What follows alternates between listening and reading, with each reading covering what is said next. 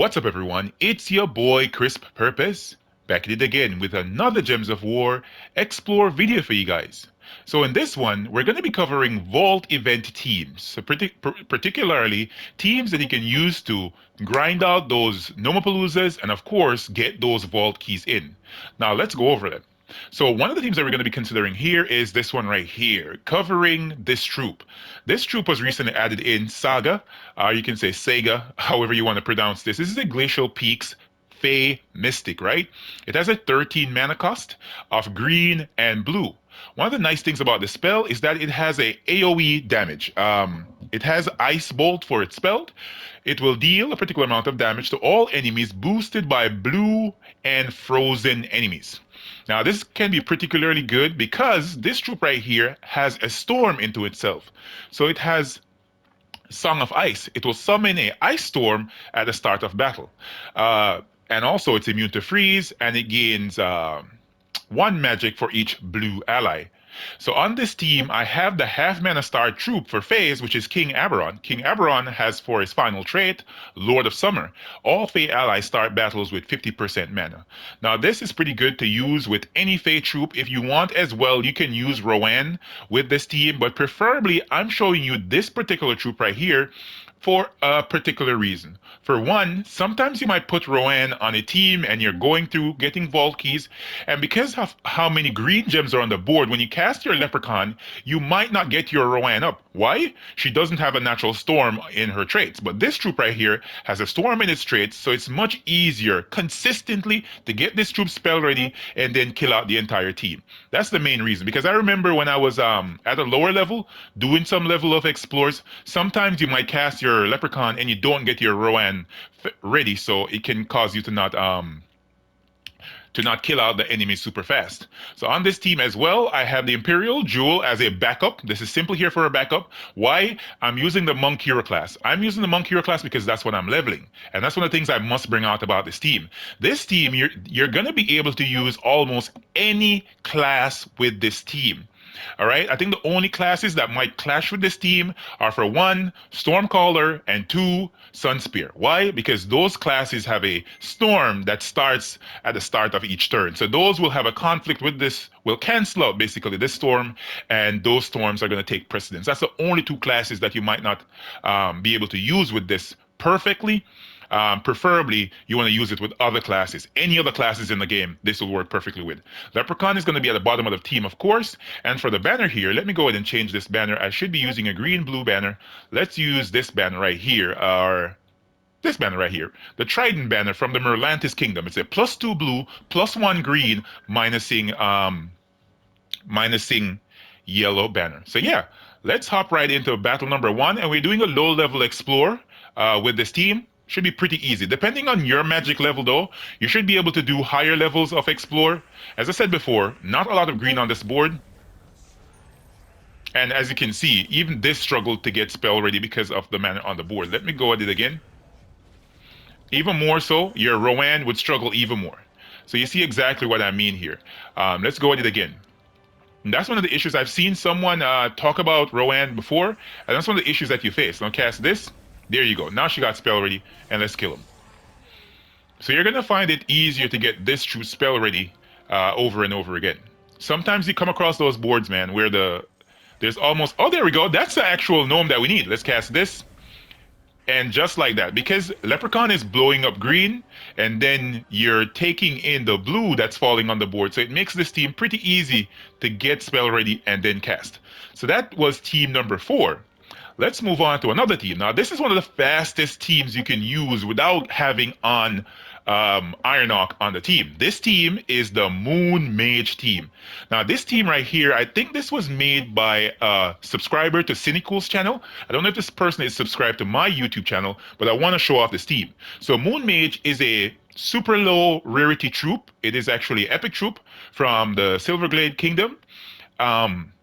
It has for first off, it's an elf, and it has a 9 mana cost. Can you imagine a 9 mana cost? Super low. I have this medal because why not? And it has for a spell mid light call. Right? It deals 32 damage to all enemies. Very simple. Now, what makes this super cool? Because of its low mana cost, if you use alongside the Moon Mage, the Doomsayer hero class, you can get this troop spell ready without even casting your Leprechaun. Why? Because of the Omen of Dark. It's going to explode. This Doomsayer hero class has the Omen of Dark, in which it will explode a purple gem at the start of battle. And along with that, it has Icy Veil, right? So you have to use it with the Doomsayer class. If you use it to anything else, you're not going to get that explosion, right? So it has Icy Veil. So as you explode that purple gem, there's a good chance that you might get a cascading blue gem match, and then your Moon Mage is ready to go right off the bat. Why? Because I'm giving it a half mana start as well with King Averlon. King Averlon is a troop that has Elven Kin. All ally elves start battles with 50% mana, and the Leprechaun is going to be here just in case my Moon Mage doesn't get up off of that Omen of Dark. I'm going to cast my Leprechaun and destroy the board. The banner that I'm using here is from the Glacial Peaks Kingdom. It is a frozen banner. It's a +2 blue, +1 purple, minusing red banner. And once again, the Imperial Jewel is right there in the second slot. So yeah, let's hop out and hop into battle number 1. Battle number 4, I should say, and see how it works out. All right, there we have the storm, got the explosion, we even got a kill, and let's cast our Moon Mage. So that explosion right there can help you out a lot. Let me try this on the mini boss fight. Hopefully we can get an instance in which the troop gets spell ready. No, it did not. Let's cast our Leprechaun. Got spell ready. Let's kill him. Having a storm with any team always works out to your benefit, no matter what. Let's try it again. Let's see if this works and gives us the troop spell ready before casting anything. No, it did not. Let's cast our Leprechaun. And just like that, she's spell ready. All right, let's keep going and see if we'll get a board in which Moon Mage will get spell ready without casting Leprechaun. Let's try again. Not this time. But even if it doesn't, as I said before, it's a super low mana cost. One cast of your Leprechaun and boom, she's ready to go. It's just 9 mana cost, and it's 2 colors. All right, let's try it again. Come on, get ready, Moon Mage. There we go. We got Baz. No good cascades right there. Let's cast this and got them killed out. But yeah, that is that team right there. That is the number 3 spot.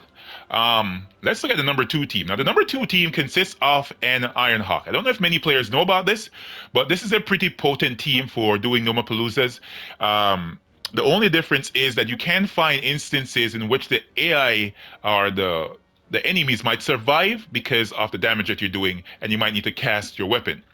Now, on this team, I have up front the Crude Club.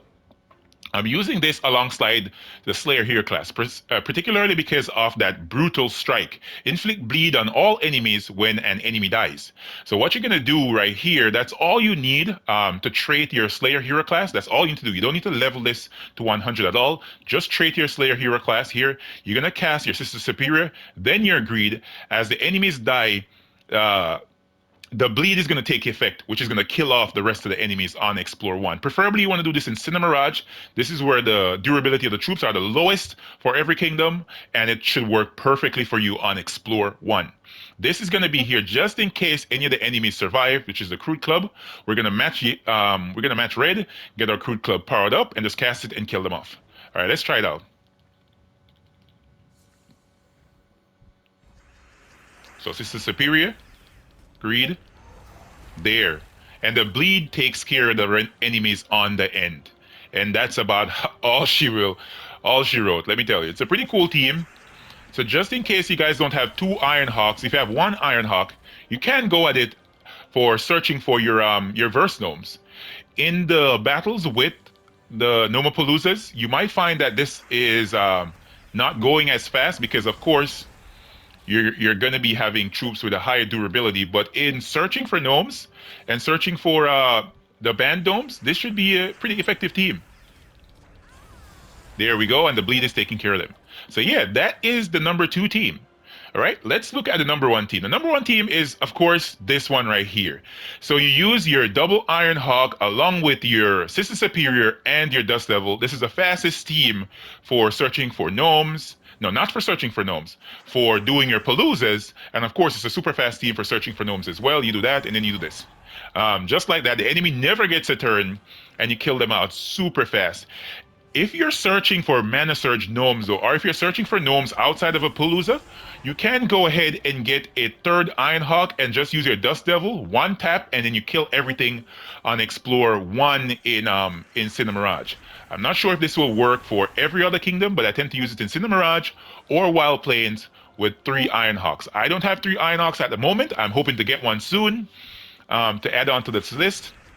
But yeah, that's basically all the team, guys. So let's go back over them once more. So in the number 1 slot, as we said before, it's a double Ironhawk team with Sister Superior and the Dust Devil.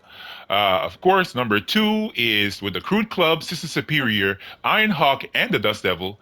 Number 3 is the Moon Mage team. Super fast team, low rarity, I should say. Only thing that I think that might be difficult for you to pick up here is King Averlon. And then the number 4 on the list is one of my favorites, is with Saga, following with King Oberon, then the Imperial Jewel and Leprechaun. Other notable mentions, I should say, guys, is of course the Rowan team, if you prefer. But as I said before, the reason why I brought up this list is because the Rowan team, for one, isn't as fast.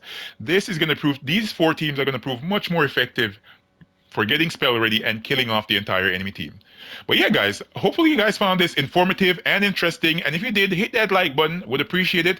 And of course, comment to let me know what you guys think about the video.